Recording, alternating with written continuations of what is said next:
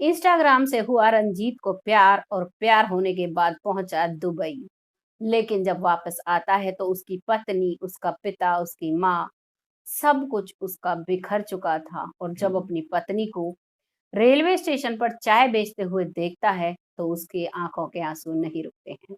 आइए जानते हैं इस घटना में कैसे हुआ, क्या हुआ और क्यों हुआ। नमस्कार, मैं महक चौधरी लेकर आई हूँ आपके सामने उत्तर प्रदेश के बरेली की सच्ची घटना। यहाँ पर एक लड़का होता है रंजीत, जिसकी शादी हो जाती है रजनी नाम की लड़की से। बेहद ही दोनों प्यार करते हैं, लेकिन लड़के को इंस्टाग्राम की लत थी और इंस्टाग्राम पर देश विदेश दूर दूर से लोग हैं, व्यक्ति जुड़े हुए होते हैं। वैसे ही एक लड़की दुबई से जुड़ी होती है इंस्टाग्राम पर वो दोनों बातें करते हैं और बातें इस हद तक पहुंच जाती हैं कि उसके घर में जितना भी कैश था, सारा पैसा वो ऑनलाइन अपने पास मंगवा लेती है और फिर कहती है कि मैं तुमसे बेहद प्यार करती हूँ, तुम दुबई आ जाओ। यहाँ पर तो कमाने के बहुत सारे जरिए हैं, बहुत कुछ है, तुम यहाँ आ जाओ, तुम्हें यहाँ कोई तकलीफ नहीं होगी। और रंजीत अपनी पत्नी, अपने माता पिता को छोड़कर चला जाता है दुबई। वो दुबई पहुंचता है। दुबई पहुंचने के बाद जब उस लड़की के साथ वो रहता है, कुछ दिनों तक तो उनमें प्यार भरी बातें होती हैं और वो लड़की जो है वो रंजीत को एक जॉब दिलवा देती है। वहां से वो जितना भी पैसा कमाता है वो सारा पैसा वो लड़की उससे ले लेती है और सारे पैसे अपने ऊपर खर्च करती है। लेकिन रंजीत प्रेम में अंधा था, उसे कोई आपत्ति नहीं थी कि वो उसके सारे पैसे ले लेती है। वो अपने इंडिया के परिवार को भूल गया था। वहां उसने अपनी एक फैमिली उस पत्नी के साथ, यानी उस गर्लफ्रेंड के साथ बसा ली थी। वहां पर वो रहते हैं, लगभग 3 साल वो वहां पर रहते हैं। लेकिन जब वो लड़की का मन उससे भर जाता है और एक दूसरे लड़के से वो प्यार करने लगती है, ये बात रंजीत को पता चलती है तो रंजीत हक्का बक्का रह जाता है। वो बहुत परेशान होता है कि मैंने इसके प्यार में अपनी इतनी सुंदर बीवी को छोड़ दिया, माता पिता को छोड़ दिया, अपना देश तक छोड़ दिया, और इसने मेरे साथ क्या किया। उसे अपनी गलती का एहसास होता है।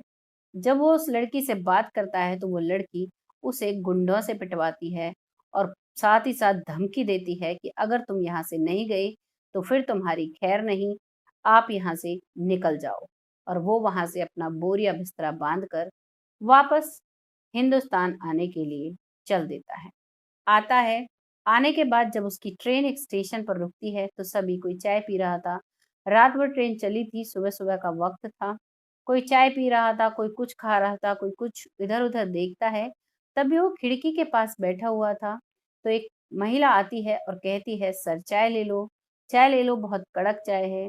वो जैसे ही उसकी आवाज उसके कानों में पड़ती है तो उसे उसकी पत्नी की याद आती है और वो उसकी तरफ देखता है। देखते ही वो अजीब सा महसूस करता है कि ये यहाँ कैसे, इसे तो मैंने घर छोड़ा था और यहाँ वो स्टेशन पर चाय बेच रही है। वो तुरंत अपना बोरिया बिस्तरा लेता है और ट्रेन से उतर जाता है। आते ही अपनी पत्नी के गले लगता है।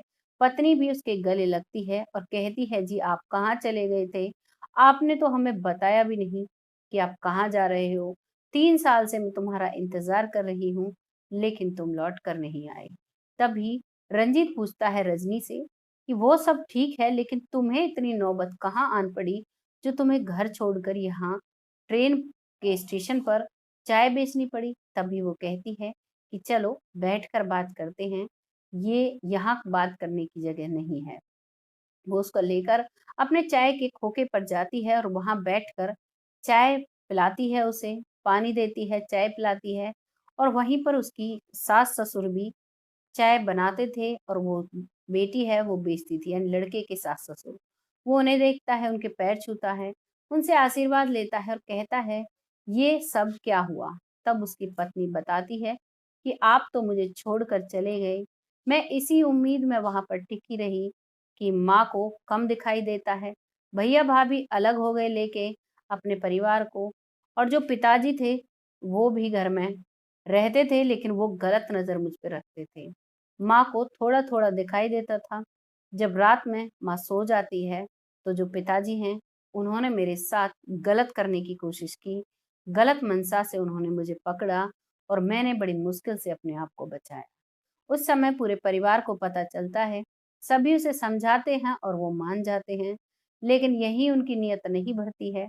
कुछ दिन निकलते हैं, एक दिन में मैं घर में अकेली थी, सभी किसी न किसी काम से बाहर गए थे, तब भी उन्होंने मेरे साथ गलत करने की कोशिश की, लेकिन मैं उनके चंगुल से भाग निकली और फिर मैं सीधी अपने माता-पिता के घर चली गई। वहाँ जाकर मैं रहने लगी और मेरे जो भैया-भाभी हैं, वो मुझसे चिढ़ने लगे कि अब इसका भी खर्चा होगा। लेकिन मेरे माता-पिता मेरे साथ थे। उन्होंने कहा, "बेटा तुम जहाँ भी जाओगी हम तुम्हारे साथ हैं, तुम्हें घबराने की ज़रूरत नहीं है।"